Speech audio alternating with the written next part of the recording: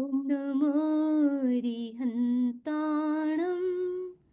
ॐ नमो सिद्धाणम् ॐ नमो आयर्याणम् ॐ नमो अवज्झायाणम् नमो no ये सब सागुणम् एसो पंच नमकारो सर्वभाव प्रणासनो मंगलाणं च सव्यसिं पढमं हवै मंगलम पढमं हवै मंगलम। पूज्य गुरुदेव की चरणों में वंदना। नव पदार्थ की रचयिता परम श्रद्धेय भिक्षु स्वामी के प्रति की चरणों में वंदना। हमारा प्रसंग चल रहा है संवर पदार्थ, और संवर पदार्थ के अंतर्गत आपने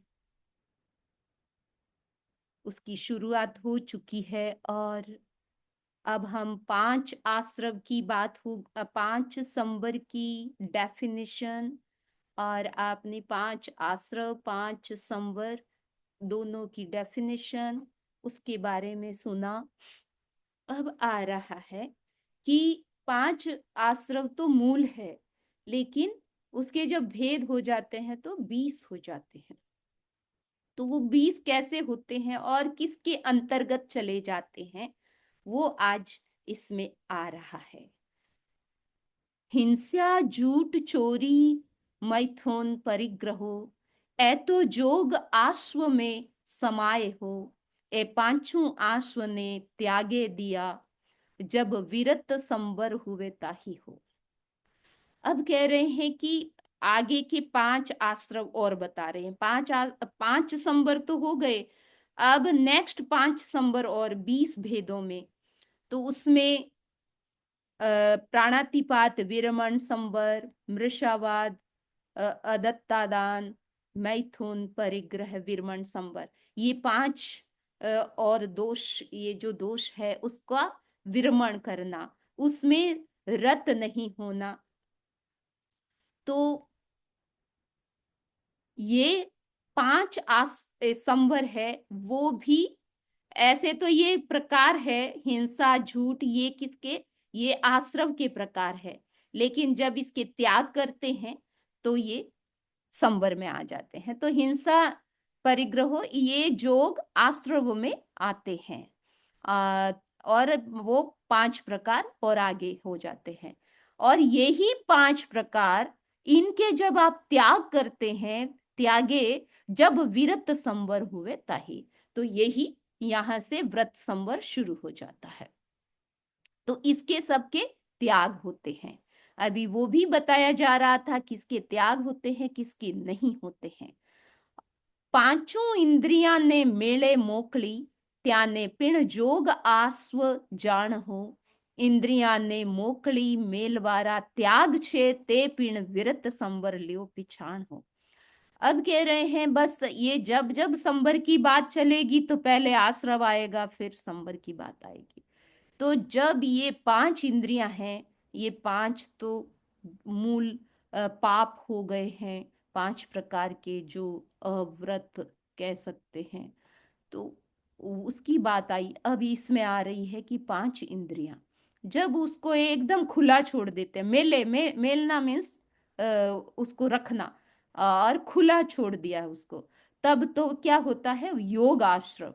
अब बस 5 जो मुख्य आश्रव है या मुख्य संवर है, उनमें जो अयोग संवर है या योग आश्रव है, उसके अंतर्गत ये सारे भेद उसी में समा जाते।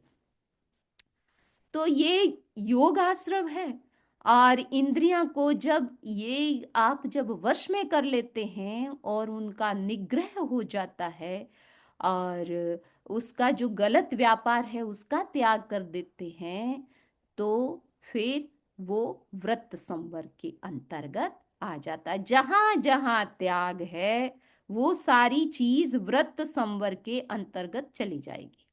तो इसके भी त्याग, उसके 5 दोष के त्याग, 5 इंद्रियों के अशुभ व्यापार का त्याग कर दिया है यहाँ। फिर भला भूंडा किरतब तीनों ही जोगा तणा ते तो जोग आसव ते ताम हो छे ताम हो, त्या तीनों ही जोगा ने झाबक रूंधिया अजोग संवर हुए आम हो। अब ये कह रहे हैं कि भले भूंडे दोनों ही, यानी शुभ और अशुभ दोनों ही ये जो योग है 3 प्रकार के, इनकी जो प्रवृत्ति है वो भी किस में आ जाती है, योग संवर में आती है। ठीक है, शुभ तीनों योग है वो शुभ योग हो गया, और अशुभ है वो अशुभ में, तो तीनों ही आश्रम में ये आ जाते हैं, तीनों योग मन वचन और काया। अब ये कह रहे हैं कि त्या तीनों ही जोगा ने झाबक रूंध दिया, अब तीनों ही योगों को आपने बिल्कुल रोक दिया है, झाबक मीन्स पूरा, तो अजोग संवर हुए, फिर ये अयोग संवर होता है। तो यहाँ त्याग की बात योग के साथ नहीं आई है, 5 इंद्रियों के साथ आई है, और 5 ये जो दोष है व्रत है उसके साथ आई है। अब कह रहे हैं अजेणा करे, अभी देखो आपके कितने प्रकार हो गए, ये इस तरीके से प्रकार गिन लेना। 5 ये आश्रव और संवर दोनों की बात बता रहे हैं, तो 5 संवर ये हो गए, और 5 इंद्रियां ये हो गए, तो 10 हो गए, और फिर ये 3 योग आ गए, 13 हो गए हैं। और अब आ रहे हैं अजेणा करे भंडऊ पगरण थकी, तिण ने पिण जोग आसव जान हो, सुची कुसाग्र सेवे ते आसव कयो त्याने त्याग्या विरत संवर पिछाण। अब 2 प्रकार और होते हैं। तो जो भी हम हमारे पास जो भी उपकरण होते हैं, धर्मोपकरण हो या जो भी होता है, उसकी आप उसके प्रति केयरफुल नहीं हैं, और सावधानी से लेना, सावधानी से रखना, उसको कहते हैं जयना। जयना करना, तो अयत्ना करते हैं, जब अजयना होती है तो आश्रम में चला जाता है, उसके प्रति आप लापरवाह है, कब किया, किधर रखा, कैसे रखा। तो और शुचि कुशाग्र मात्र दोष सेवन करना, सूची कुशाग्र में बिल्कुल छोटा, एकदम सुई की नोक पर टिके उतना, या कुश के अग्र भाग पर क्या चीज टिकती है, कितनी देर तक टिकती है, इतना छोटा सा भी दोष सेवन किया जाता है, तो ये भी आश्रव है। तो ये 2 प्रकार के आश्रव हो गए, एक तो यतना नहीं करना, और एक एकदम अल्प दोष भी सेवन करना, है तो बहुत अल्प है लेकिन फिर भी करते हैं। तो ये 2 प्रकार के आश्रव है, इनके त्याग जब होते हैं, इनके त्याग होते हैं, तो उन वो भी व्रत संवर के अंतर्गत आ जाते हैं। तो कितने हो गए, 15 हो गए, सारे भेद 15 हो गए हैं। हिंसादिक 15 तो जोग आसव कया त्याने त्याग्या विरत संवर जान हो। अब ये सारे योग के अंतर्गत यानी होते हैं, लेकिन जो आप इनके सब त्याग करते हो, क्योंकि ये सारे 15 भेद योग के अंतर्गत हो जाएंगे, क्योंकि 5 आश्रम में एक योग आश्रम है, या आप संवर में लेते हैं, तो ये जो 15 प्रकार बताए वो जाएंगे किस में, मूल 5 में से किस में जाएंगे, तो योग में जाएंगे। और ये जो 15 बातें बताई गई है वो सारा त्याग के अंतर्गत आती है, कि उनके आप त्याग करते हो, तो फिर त्याग करने के बाद वो किस में चली जाती है, व्रत संवर में चली जाती है। जहां जहां त्याग किया जाता है वहां कौन सा संवर आता है, व्रत संवर आता है, क्योंकि त्याग किसका होता है, अव्रत का होता है। तो अविरति जहां है उसका, वहां आपने त्याग किया तो फिर व्रत आ गया, और व्रत आया वहां व्रत संवर हो गया। तीनों ही निर्वद जोग रुंध्या थका अजोग संवर हो जात हो। ए बीसों ही संवर तणो विवरो कयो ते बीसों ही पांच आश्रव में समात हो। अब कह रहे हैं कि अभी देखो, आपको तो अशुभ की बात कही है कि इनका ये तीन जो योग है, तीनों निर्वध योग को भी फिर आगे जाकर के सबसे पहले तो सावध्य योग के त्याग करते हैं, तब तो व्रत संवर आता है, और आगे जाकर के आप जब निर्वध्य योग को भी रोक लेते हो तब फिर ये अयोग संवर आ जाता है। आप डिफरेंस यहाँ आराम से कर सकते हैं। जब आप त्याग किसका करते हैं, निर्वध्य योग के त्याग नहीं होते हैं, सावध्य योग के त्याग किए जाते हैं। तो सावध्य योग पापकारी प्रवृत्ति के आपने त्याग किए थे, तब तक तो व्रत संवर के अंतर्गत चला गया, और उससे अगली भूमिका में जाकर के आपने जो निर्वध्य यानी पाप रहित योग को भी आपने रोक दिया, तब फिर वो अयोग संवर आएगा। तो इस तरह आपको बीसों संवर के प्रकार हमने यहाँ उसका विवरण किया है। और ते बीसों ही पांच संवर में तो, और ये सारे के सारे जितने भी प्रकार बताए हैं वो पांच संवर के अंतर्गत आ जाते हैं। उसके ये भेद ही है, और भेद भी सारे किस में चले जाते हैं, योग संवर में वैसे तो जाते हैं, अयोग संवर में नहीं, व्रत संवर में जाते हैं। ऐसे तो ये आश्रव की दृष्टि से तो योग आश्रव में है, और संवर की दृष्टि से व्रत संवर में गया, और जब ये निर्वध्य योग रुकता है तब अयोग संवर आता है। तो इतनी बात क्लियर होगी। कोई कहे कषाय ने जोगा तणा सूतर माहे चाल्या पचखाण हो, त्याने पचख्या बिना संवर किण विद होसी, हिवे तिणरी कहूं छू पिछाण हो। अब ये कह रहे हैं कि कुछ लोग कहते हैं कि कषाय और योग, वो लोग कह रहे हैं उसके बारे में कि सूत्र में कहा गया है माहे चालिया पचखान, ये तो सूत्र में कहा गया है कि इसके पचखान करने होते हैं। तो ये बात ऐसे कह रहे हैं, इन्होंने कहा कि ये तो सूत्र में आया है कि इनका त्याग करो, और आप कह रहे हैं कि इसके त्याग होते नहीं है।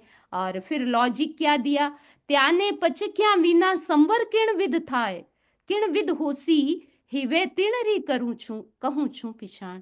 तो फिर लॉजिक दिया कि अगर आप इसको त्याग मानते नहीं हो कि कषाय के त्याग नहीं होते हैं, योग के त्याग नहीं होते हैं, तो फिर ये फिर संवर कैसे आएगा। तो ये, और ये आगम में भी आया है, तो ये उन्होंने लॉजिक दिया है जो लोग ऐसा कहते हैं। तो उसका अब स्वामी जी उसको क्लियर कर रहे हैं कि ये बात आप किस तरीके से पकड़ी है, आपने कैसे समझी है, और रियल में ये है क्या बात। तो यहाँ कह रहे हैं कि पचखाण चाल्यो छे सूतर में शरीर नो, ते शरीर सु न्यारो हुआ ताम हो, एम हिज कषाय ने जोग पचखाण छे शरीर पचखाण ज्यों आम हो। अब उन्होंने उदाहरण दिया कि देखो, सूत्र में तो शरीर के त्याग की बात भी आई है, लेकिन क्या शरीर को कैसे त्यागोगे आप, शरीर में आत्मा है, अभी आपकी संसारी आत्मा तो शरीर में है, आप शरीर को कैसे त्यागोगे।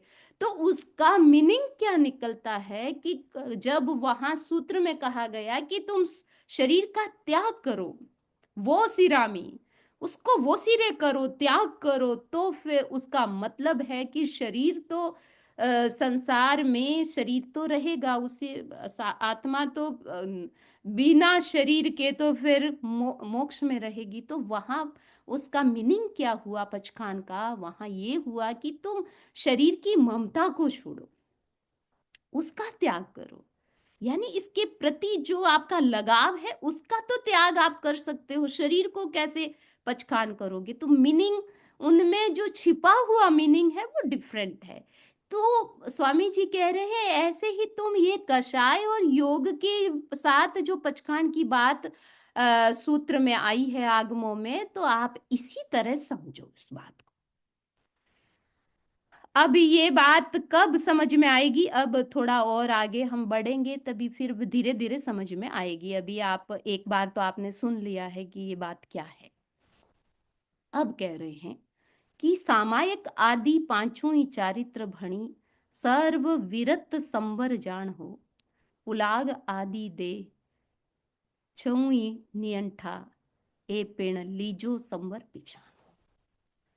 अब व्रत संवर की बात कर रहे हैं और ये सर्ववृत्ति संवर की बात कर रहे हैं। ऐसे आप जब पार्शियली त्याग करते हैं तब ऐसे मूल रूप में ये व्रत संवर पूरा आता नहीं है, तो वो तो फिर आंशिक ही होता है। जैसे श्रावक का सर्वविरति का मतलब है सब प्रकार के सावध्य योग के त्याग कर लिए हैं, सारे के सारे त्याग करिए हैं, किए हैं, तब ये व्रत संवर आता है। तो ये कब आता है? जब महाव्रत दीक्षा संयम धारण करते हैं, और संयम का मतलब ही है सावजंग जोगम पच्चखामी, सावध्य योग का जाव जीव के लिए त्याग किया जाता है, उसी समय ये व्रत आता है, व्रत संवर आता है। और जब दीक्षा ली जाती है तो वो जो साधु है उनके प्रकार है, क्योंकि सबकी पवित्रता एक जैसी नहीं होती है और सबकी निर्मलता एक जैसी नहीं होती है और उनका आचरण भी एक जैसा नहीं होता, भाव एक जैसे नहीं होते, तो बहुत तरतमता है उनमें। और जैसे जैसे मोह के साथ, मोह का लेवल जैसा है वैसी कैटेगरी यहाँ की गई है। तो कोई मूल गुण में दोष लगाता है, कोई उत्तर गुण में दोष लगाता है, कोई थोड़ा साधु के मार्ग से भटक जाता है, तो इसका मतलब ये नहीं कि वो साधु नहीं है। तो साधु तो है, क्योंकि ये व्रत संवर तो उनका चल रहा है, लेकिन उनमें दोष भी सेवन हो रहा है, तो छोटे मोटे दोष सेवन से उनका साधुपन नहीं जाता है। साधुपन जाता है जब उनके मिथ्यात्व, यानी कोई भी सूत्र की बात होती है, आगमों की वाणी होती है, उसकी उत्थापना कर देते हैं, उसको बिल्कुल उल्टा करके लोगों को समझाते हैं, खुद समझते हैं ऐसा ही। तो जब उत्थापना होती है मूल तत्व की, मूल भगवान की वाणी की, ऐसा दोष होता है, या और महामोहनीय कर्म के उदय से कोई बहुत बड़ा दोष कोई सेवन करता है, तब साधुपन जाता है, अदरवाइज साधुपन नहीं जाता है। उनमें थोड़े थोड़े दोष आते रहते। कैसे? उदाहरण भी वहां बताया गया कि जैसे पानी को फिल्टर, अभी यहाँ की तो बात नहीं है, इंडिया में जब पुराने जमाने में पानी कहाँ कहाँ से लाते थे, कभी तालाब में, कहीं कुएं से, कहीं से, तो उसमें कचरा भी होता था, तो फिटकरी उसमें डालते थे, घुमाते थे। अब फिटकरी डाली है तो कचरा कहीं नहीं गया है, तो अंदर ही। ठीक है। तो इसी तरह बस ये जो संयमी है उनमें कब कचरा थोड़ा सा आ गया, फिर थोड़ा जम गया, पूरी तरह से तो पूरा तो कब, जब 11वां 12वां 13वां गुण स्थान आता है जब, तो उसमें वो जो यात्रा होती है तब तक तो अंदर दोष तो है, तो वो कभी तो नीचे, जैसे सारा कचरा नीचे जम जाता है, इसी तरह जमा हुआ है वो कभी उभर करके वापस आ जाता है, तो ऐसे होता है।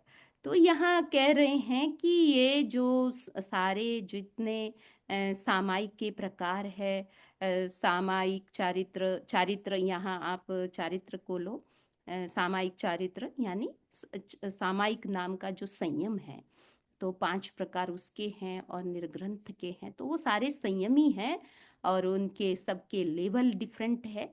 वो सारे उनमें कौन सा संवर है? उनमें व्रत संवर है। अब बता रहे हैं आप, जिनके थोड़ा इसका बैकग्राउंड नहीं है उनको थोड़ा कठिन लग सकता है। तो चारिता वर्णी क्षय उपशम हुआ, जब जीव ने आवे वैराग हो, जब जब काम ने भोग थकी विरक्त हुए, जब सर्व सावध्य दे त्यागो। अब प्रश्न उठ सकता है कि सारे पापकारी प्रवृत्ति का त्याग व्यक्ति कैसे करता है? तो कह रहे हैं कि चारित्रा वर्णी क्षोपशम हुआ, अब चारित्र मोहनीय कर्म का क्षोभशम होता है, तब जीव के भीतर में ऑटोमेटिक वैराग्य होता है कि अब मुझे ये दोष भी नहीं करना, ये भी दोष है, ये भी दोष है, अब मुझे इसका, तो उनको विराग होता है। और वैराग्य होता है तभी उनको काम भोगों के प्रति, जिस जिस तरफ दुनिया तो भागती है, उन्हीं में लिप्त है, वहीं उसकी भीतर में पवित्रता आ गई है, चारित्र मोहनीय कर्म का क्षोभशम हो गया है, तो अब वो उन्हीं काम भोगों के प्रति उनकी विरक्ति हो जाती है, तो उनका इंटरेस्ट खत्म हो जाता है। फिर वो अंदर से आ गया है कि वो उन्हें अच्छा नहीं लग रहा है, संसार का मार्ग अच्छा नहीं, संसार के जितने भोग है, वो जो भी है इंटरटेनमेंट, वो सारे, तो फिर वो उन सब का त्याग कर देता है। क्यों? क्योंकि उनका मार्ग मुड़ गया है कि मुझे ये सब अभी जो भी है इंद्रियों से रिलेटेड और संसार से रिलेटेड, उसका ऐसे वो सावध्य योग का त्याग करता है और वो सब प्रकार के पापों का त्याग करता है। ऐसी भीतर से भावना जागती, कब जागी है? जब चारित्र मोहनीय कर्म का क्षोभशम। सर्व सावध्य योग ने त्यागे सर्व था ते सर्व विरत संवर जान हो। अब उसने ऐसी भाव, क्षोभशम आया, और फिर क्षोभशम आता है तब वो साधुपन के लिए तैयार होता है, और साधुपन में वो सब सावध्य योग के त्याग करता है सर्वथा पूरी तरह से, और उस समय उनके व्रत संवर आता है। जब अविरतरा पाप न लागे सर्वथा ते तो चारित्र छे गुण खान। अब क्षोभशम की अवस्था में क्या होता है कि उसने सारा जो सावध्य योग का है त्याग कर दिया, तो अविरत रहा, पाप न लागे। अब अव्रत में जो पाप लग रहा था, व्रत नहीं था उस समय, जो पाप लग रहे थे तो वो तो पूरे बंदी हो गए ना, तो वो पाप आने रुक गए। तो पाप कर्म, अव्रत जो सावध्य है वही तो पाप है, और उसने पाप के त्याग ही कर दिए हैं, तो त्याग कर दिए तो पाप बंधन भी रुक गया है वहां, तो अव्रत भी रुक गया और अव्रत से होने वाले पाप भी रुक गए हैं। और उसी को आप समझो, ये चारित्र गुण आ गया, सामायिक चारित्र है वो आया है। और वो चारित्र क्या है? चारित्र अपने आप में वो आत्मा का गुण है। धूर स्यु तो सामायिक चारित्र आदरियो, तिण रे मोह कर्म उदय रयो ताही हो। ते कर्म उदय स्यु कीर्तब नीपजे, तिण स्यु पाप लागे छे आए हो। अब कह रहे हैं कि पहले सर्वप्रथम जीव सामायिक चारित्र को जब वो आदरता है, जब उसको स्वीकार करता है सामायिक चारित्र को, और चारित्र को जब उसने अभी स्वीकार किया है और मोह कर्म का उदय है, तो आप देखिए कि मैं क्षोभशम की बात यहाँ कह रही हूँ। अब क्षोभशम है वो बार बार खींच करके लाना पड़ता है। जैसे आप एक बच्चा, छोटा बच्चा, चंचल बच्चा है, अभी समझता नहीं है कि वो कभी तो आग में हाथ डाल देता है, कभी कांच को पकड़ के किधर कर देता है, उसका कहीं भी नुकसान हो सकता है, उसे कुछ ज्ञान नहीं है। तो माँ या घर वाले जो भी ध्यान देते हैं, वो उनको बार बार खींच खींच के लाते, बार बार खींच के लाते हैं।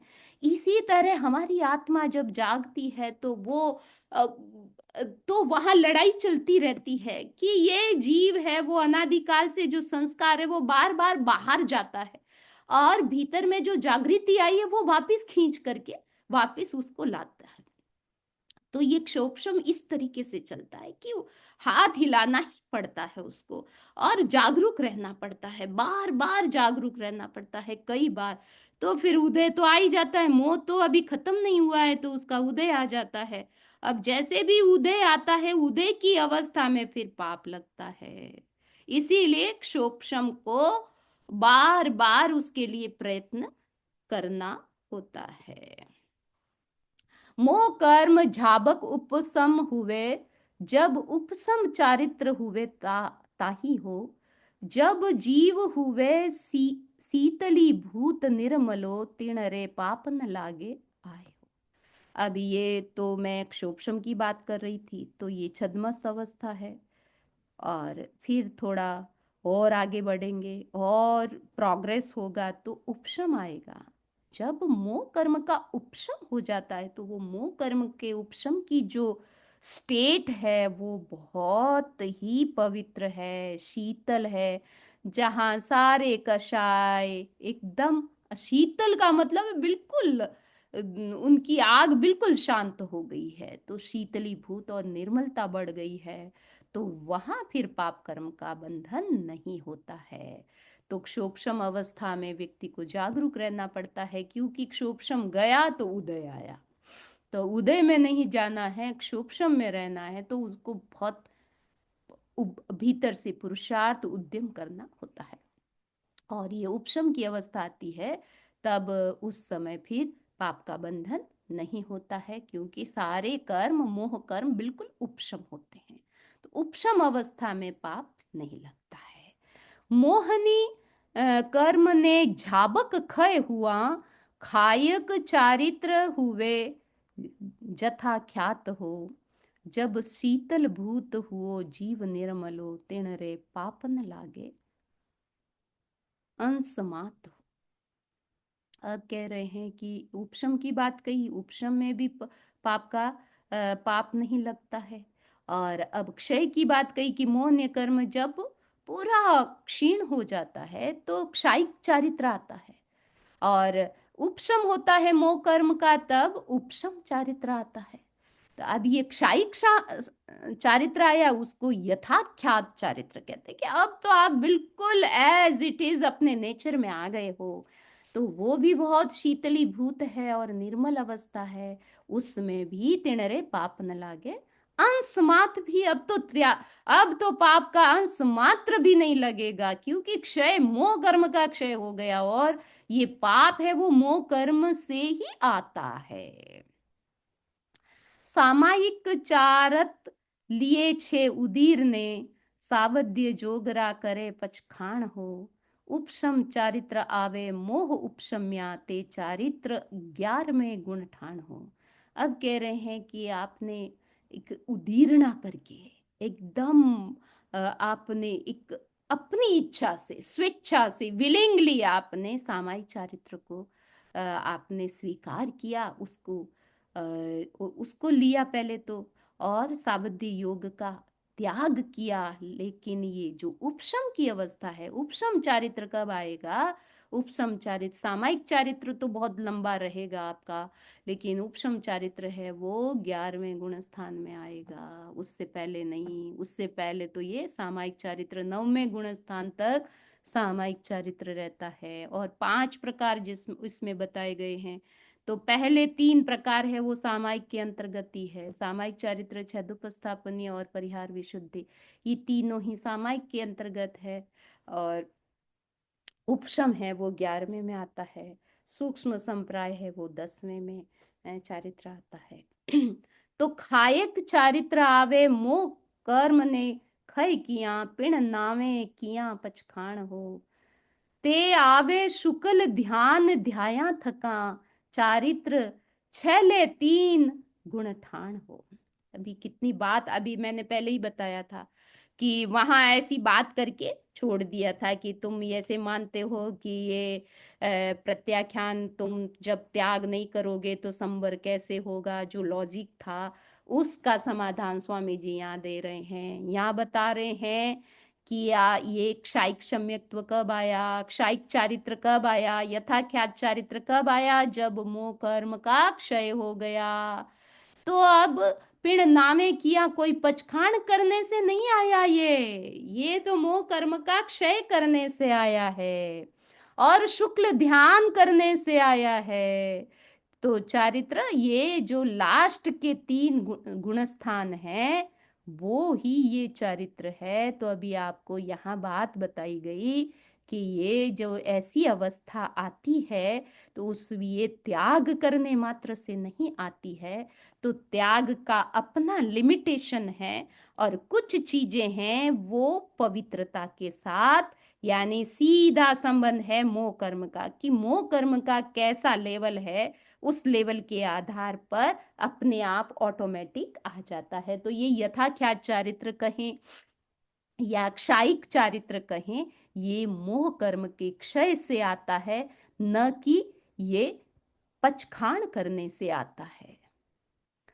चारिता वर्णी क्षय उपशम हुआ, क्षय उपशम चारित्र आवे निधान हो।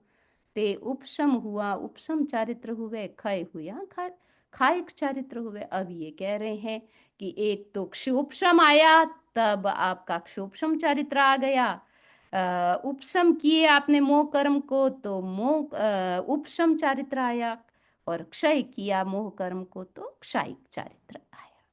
ठीक है, ये तीनों प्रकार। तो इसको आप इसको माने कि ये जो क्षोभम चारित्र है वो तो आपका 10 तक चलेगा, और फिर ये उपशम 11वें में उपशम आ जाएगा, क्षय है वो 12वें में आ जाएगा। तो ये गुणस्थान के साथ भी इसका कनेक्शन है।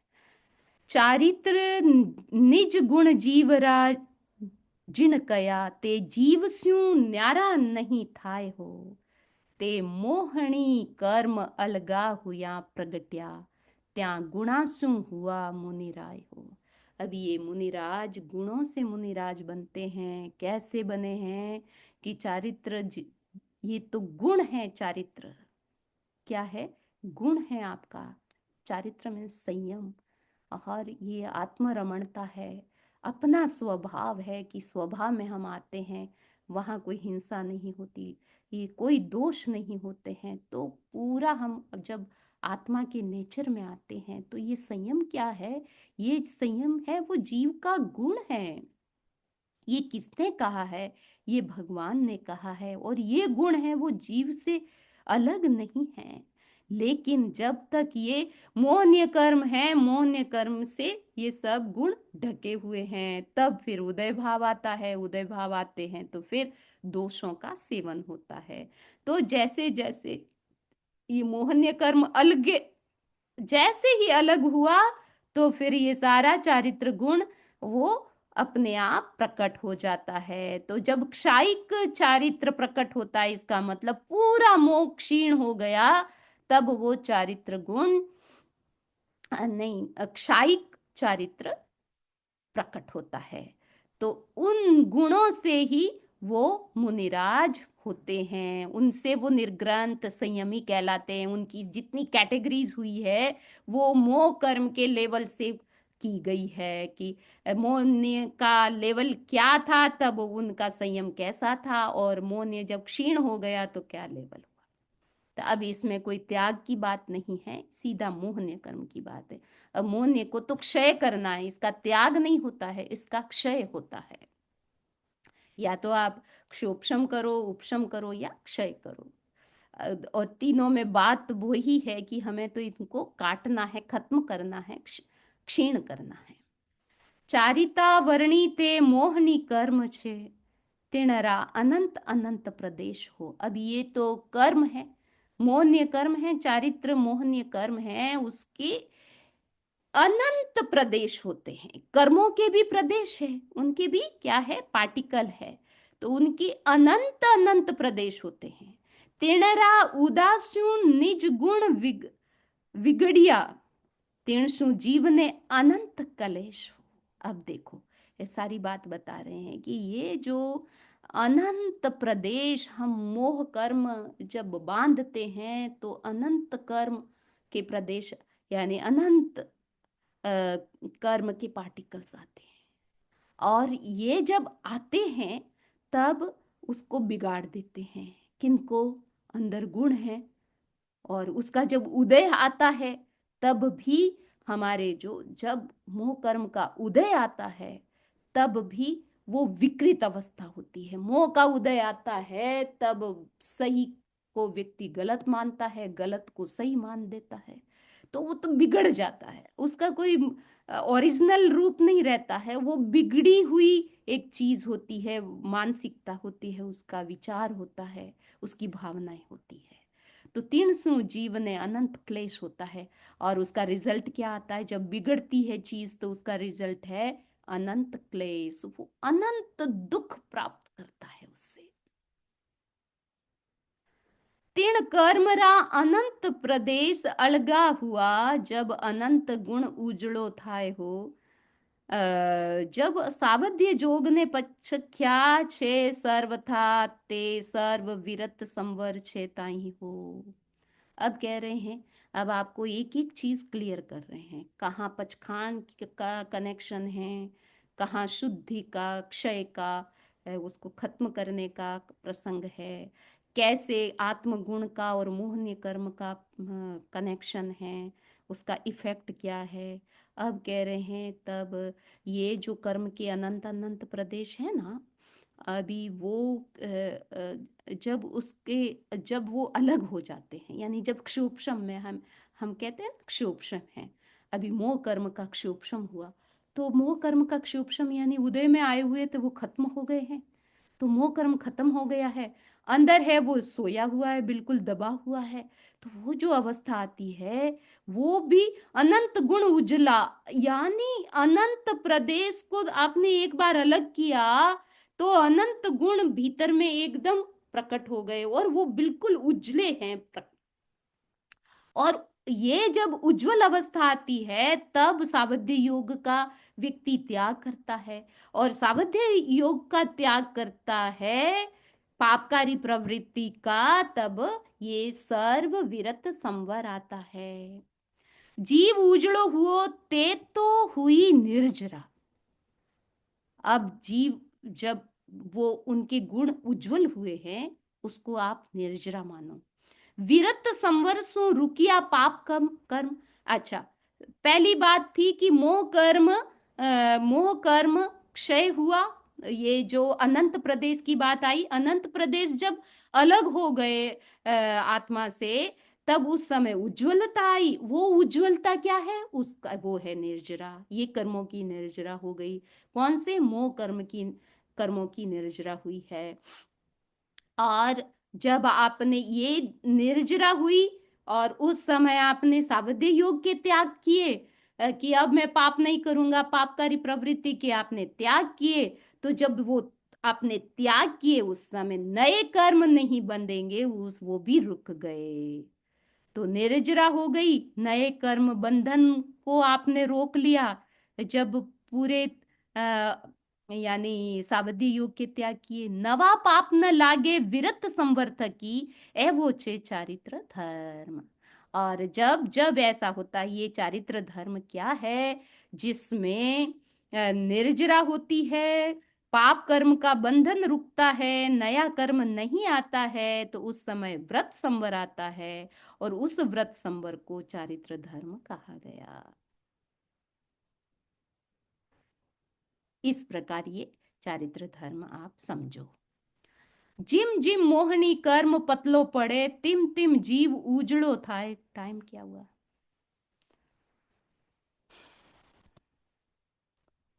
तो टाइम होने वाला है, मैंने सोचा थोड़ा और ले सकती हूँ। अगर आपको लेना है तो मैं आगे लूँ, अदरवाइज पूरा कर सकते हैं। 9-10 तक लेना है, 10 होने वाले हैं। 1 मिनट, थोड़ा पांच पांच गाथा और ले लेती हूँ। जिम जिम मोहनी कर्म पतलो पड़े, तिम तिम जीव उजड़ो थाए हो। इम करता मोहनी कर्म खय जाए सर्वथा, जब जथा ख्यात चारित्र होए जाए। अब हम मोह कर्म की ही बात कर रहे हैं, उनके अनंत अनंत कर्म प्रदेश है। तो जैसे जैसे ये कर्मों के प्रदेश खिलते रहते हैं, क्षय को प्राप्त होते हैं, और ये मोह कर्म है वो पतला होता है। पतला मीन्स उसके प्रदेश कम होते जाते हैं। तो जितने प्रदेश उसके कम होंगे और आत्मा से अलग होंगे, उतनी ही आत्मा उज्जवल होती है। और ऐसा करते करते एक दिन आता है जब मोह पूरा ही खत्म हो जाता है। पतला तो हो ही गया, पहले तो मोटा था, वो मोटे से पतला हुआ, और पतले से फिर खत्म ही हो गया। जब खत्म होता है तब यथा ख्यात चारित्र, यानी बिल्कुल विशुद्ध चारित्र आ जाता है। जगन सामायिक चारित्र तैना अनंता गुण पज्जवा जान हो, अनंता कर्म प्रदेश उदय था ते मिट गया, तिनसु अनंत गुण प्रगट्या आण हो। कितनी बड़ी बात है और कितने लाभ होते हैं, छोटी छोटी बातों से समझ सकते हैं कि ये जगन्य सामायिक चारित्र आया। जब पहला सामायिक चारित्र जीव के आया, जब उसने सावध्य योग का, सर्व सावध्य योग का त्याग किया, तो उस समय उसके हुआ क्या, क्योंकि वो निर्जरा हुई थी, क्षोभशम आया था, तभी उसने सावध्य योग के त्याग किए थे। तो कह रहे हैं कि अनंत गुण पज्जवा जान, तो उसके अनंत गुण पर्यव होते हैं। वो तो अनंत तो कर्मों के प्रदेश हो गए, अनंत कर्मों के प्रदेश निकले, तो उस समय उनके अनंत गुण पर्याय हो गए। अनंता कर्म प्रदेश उदय था ते मिट गया। अब अनंत कर्म प्रदेश जो उदय में थे वो सब खत्म हो गए, तो उस समय अनंत गुण प्रकट होते हैं, अंदर अनंत गुण की पर्याय प्रकट होती है। और अब कई प्रकार के अनंत है, अनंत में से अनंत निकालो तो भी अनंत, तो वो अनंत की भी कैटेगरी है। तो यहाँ जो बताई जा रही है, तो वो अनंत गुण, पूरे अनंत गुण प्रकट नहीं हुए हैं, लेकिन उसका संबंध बता रहे हैं कि इधर थे अनंत कर्म प्रदेश और उसका उदय खत्म हुआ, और वो आत्मा से अलग हुए, तो उसका रिजल्ट क्या हुआ, उसका परिणाम आया कि आपके अनंत गुण और उनकी पर्याय प्रकट हो गई, अनंत गुण। जगन सामायिक चारित्या तणा तणा अनंत गुण उजला प्रदेश हो, वले अनंता प्रदेश उदय थी मिट गया, जब अनंत गुण उजड़ो विशेष हो।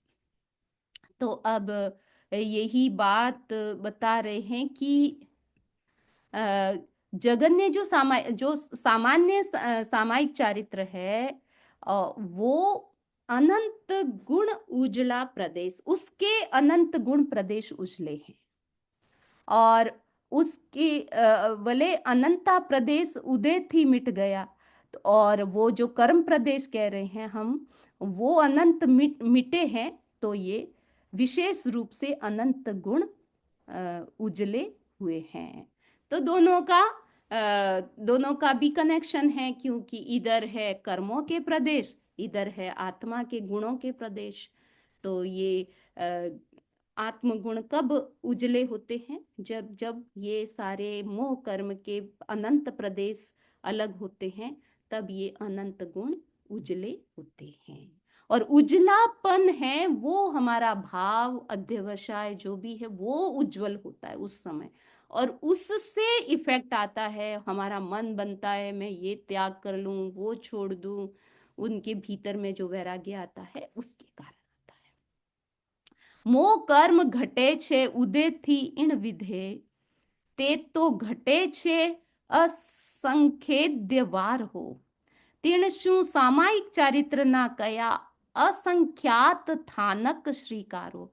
तो ये जो अवस्था है, अभी आपको समझने की अच्छी, ये एक अच्छी जानकारी दे दी रहे हैं कि ये जो कर्मों का कर्म घटे और उसका उदय, और कभी घट रहे हैं कभी उदय आ रहा है, और तो ये क्या है कि ये जो अवस्थाएं हैं, वो ये सामायिक चारित्र में असंख्य बार आता है, ये सब असंख्य बार अनंत प्रदेश खिरते हैं, अनंत हमारे गुण उज्जवल होते हैं, और ये ऐसी क्रिया क्षोभशम से चलती रहती, इतने असंख्य बार हमारा क्षोभशम आता है, तो क्षोभशम में ये मोह कर्म अलग होता है, उसके अनंत प्रदेश अलग होते हैं, और हमारे भीतर के जो हमारे उजले प्रदेश है, वो गुण हैं, वो प्रकट होते हैं।